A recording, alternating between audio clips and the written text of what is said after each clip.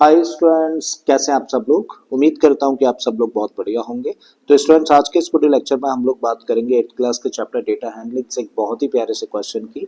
छोटा सा है बट बहुत ही इंपॉर्टेंट कॉन्सेप्ट है, बड़े ध्यान से समझते हैं।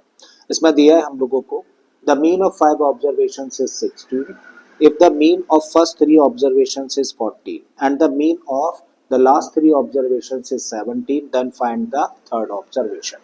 तो क्वेश्चन हम लोगों से कह रहा है कि भाई 5 ऑब्जर्वेशंस है और इन 5 ऑब्जर्वेशंस का जो मीन है वो कितना है 16 है, जबकि फर्स्ट 3 ऑब्जर्वेशंस का मीन 14 है और लास्ट 3 ऑब्जर्वेशंस का मीन 17 है। तो बताइए इस केस में थर्ड ऑब्जर्वेशन क्या होगी। तो आई थिंक क्वेश्चन समझ आ गया है। क्या निकालना है हम लोगों को थर्ड ऑब्जर्वेशन फाइंड करनी है। ठीक है, तो इसको थोड़ा सा डिटेल में हम लोग लेकर आते हैं। अब हम लोगों को क्योंकि 5 ऑब्जर्वेशंस दे रखी है तो मान लेते हैं कि 5 ऑब्जर्वेशंस क्या है। तो इस चीज को लेट कर लेते हैं, let A B C D and E are the 5 observations. ठीक है, तो हम लोगों ने लेट कर लिया कि ए बी सी डी और ई ये क्या है 5 ऑब्जर्वेशंस है। अब आगे बढ़ने से पहले एक छोटी सी चीज हम लोग समझें। देखिए, क्योंकि हम लोग मीन की बात कर रहे हैं और मीन निकालने का फॉर्मूला क्या होता है। मीन निकालने का फॉर्मूला होता है sum of all the observations divided by the number of observations, यही होता है। इसको शॉर्ट में हम लोग लिख देते हैं। देखो, मीन को रिप्रेजेंट कर दिया जाता है एक्स बार से and this equal to sum of all the observations और नंबर ऑफ ऑब्जर्वेशंस को हम लोग एन से रिप्रेजेंट कर देते हैं। अब इसी फॉर्मूले का यूज करके हम लोग सम फाइंड कर सकते हैं। तो उस केस में सम ऑफ ऑल द ऑब्जर्वेशंस क्या होगा भाई, उसका फॉर्मूला होता है, इसको ट्रांसपोज कर दें तो n into x bar. I think ये बात समझ आ गई है आप लोगों को। तो कभी भी अगर हम लोगों को ऑब्जर्वेशंस का सम निकालना हो तो हम लोग क्या करें, जितनी भी ऑब्जर्वेशंस है उसका मल्टीप्लाई कर दें उन ऑब्जर्वेशंस के मीन के साथ में, तो हमें क्या मिल जाएगा, सम ऑफ ऑल द ऑब्जर्वेशंस मिल जाएगा। बात यहाँ तक क्लियर है। अब क्वेश्चन में हम लोगों को बोला है कि 5 ऑब्जर्वेशंस है और मीन कितना है 16 है। तो इसका मतलब हम लोग इन 5 ऑब्जर्वेशंस का सम फाइंड कर सकते हैं। ठीक है, तो 5 ऑब्जर्वेशंस का सम का मतलब भाई आप कह सकते हो इस बेसिस पे कि a plus B plus C plus D plus E, यही 5 ऑब्जर्वेशंस है। तो इनका सम किसके बराबर होगा, number of observations into mean. और नंबर ऑफ ऑब्जर्वेशंस कितनी है 5 और 5 ऑब्जर्वेशंस का मीन कितना दे रखा है 16। ठीक है, तो इस तरीके से क्या मिला हम लोगों को, 16 और 5 का मल्टीप्लाई कर देंगे तो 80। तो इसका मतलब ये वैल्यू किसकी है, a plus B plus C plus D plus E की वैल्यू निकाल दी है। इंपॉर्टेंट पॉइंट है तो मान लेते हैं इसको इक्वेशन नंबर 1। अब नेक्स्ट केस में हम लोगों को बोला है कि फर्स्ट 3 ऑब्जर्वेशंस का जो मीन है वो कितना है 14 है।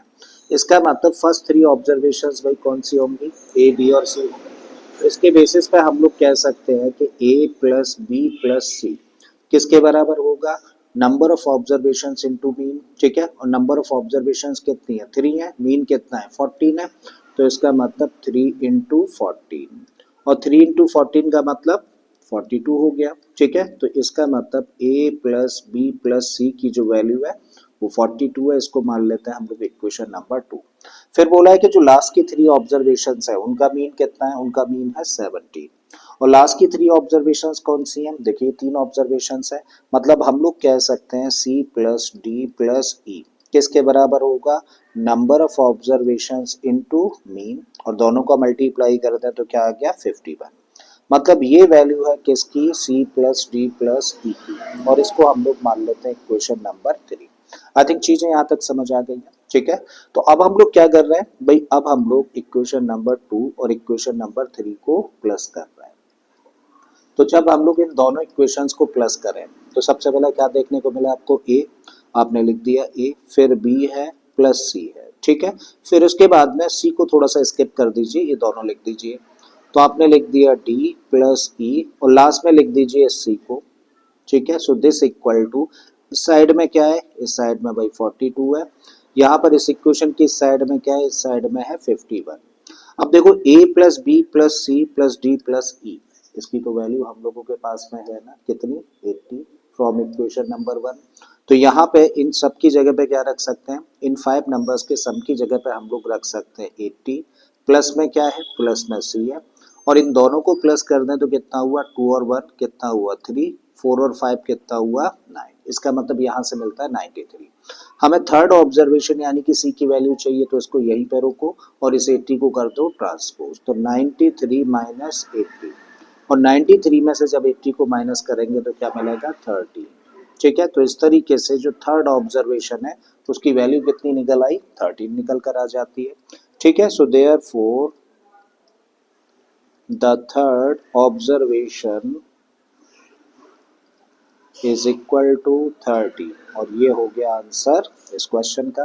तो मुझे उम्मीद है कि आप लोगों को ये क्वेश्चन अच्छे से समझ आ गया होगा। अगर ऐसा है तो प्लीज़ वीडियो को लाइक कर दें, चैनल को सब्सक्राइब कर लें, और बाकी के इसी तरीके के वीडियो लेक्चर्स को देखने के लिए प्लेलिस्ट में चले जाइए। ऑलरेडी इस तरीके के बहुत सारे क्वेश्चंस मैंने अपलोड किए। फिर से आता हूँ एक और बेहतरीन क्वेश्चन के साथ में। Till then keep learning and thank you for watching this video.